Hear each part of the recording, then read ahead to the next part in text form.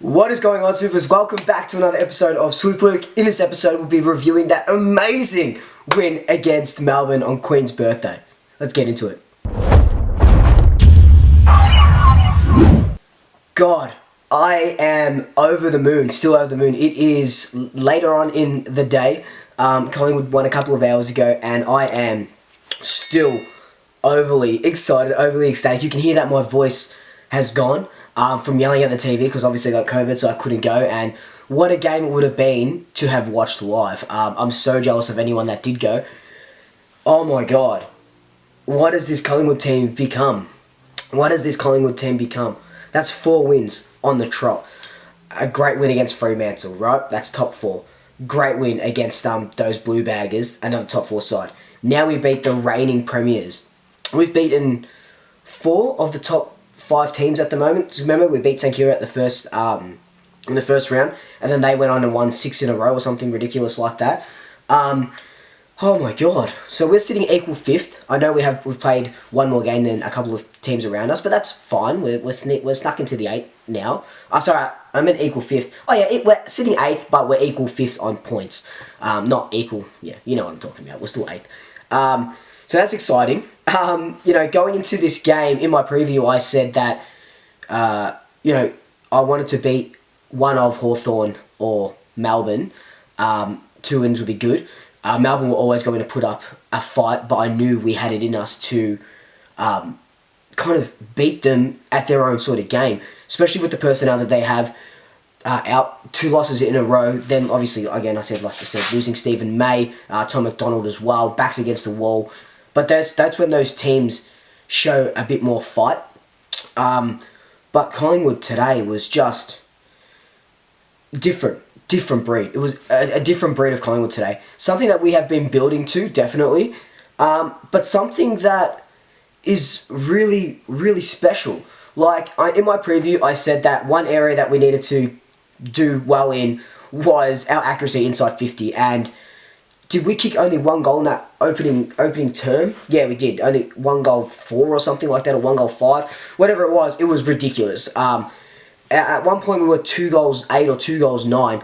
And we just couldn't buy a goal for the life of us.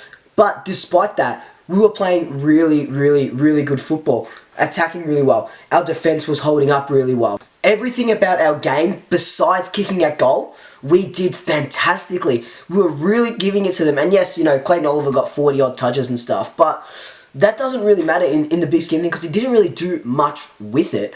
I just thought it was fantastic. And it was a bit of a heart stopper because, we're up by 10 points, then they kick a goal, then we're only up by 4, then we kick 1, and then we go on and win by 26 points. I did predict a 24-point win, and Jamie Elliott to kick 3 goals, so that was good. But it is, I'm really lost for words. Going into the bye, in the position that we're in, is crazy. And to think that, if we had our time again, if this Collingwood team that we have now played that Geelong game, we definitely don't lose that game after being, whatever it was, 30 points up. That Brisbane game, we pushed them really close. And obviously that West Coast game is just the anomaly of the anomaly of the season, and something that we might rue towards the end of the year. But those are the games that kind of build character as well, in the sense that you don't want that. You don't want to be embarrassed like that again. But God, going into the bye, 4 straight wins, it fills your heart with absolute black and white joy. We were kind of beaten around the ground in disposals and stuff like that, but if you watch the game, and I know you're going to rewatch it again, you can see that Melbourne kind of, at times, they wanted to play a little slow, over handballing, kicking and stuff, whereas we're giving off those quick 1-2s or whatever, going long, going hard into that forward line. And you can see with the amount of inside 50s that we had, we went 50% efficiency inside 50, 54 inside 50s. But the one stat that I really liked was that our hitouts, we won. Clearances, we won 34-28. Centre clearances, we lost 7-14 though. And those were the ones that I was saying was a little bit important because that's where, Gawn does his best work, and you see that with that sort of, that tap and they go out and straight burst from the centre like that. But around the ground, we did well. Really happy about that. Look, everybody in this team played out of their skin today.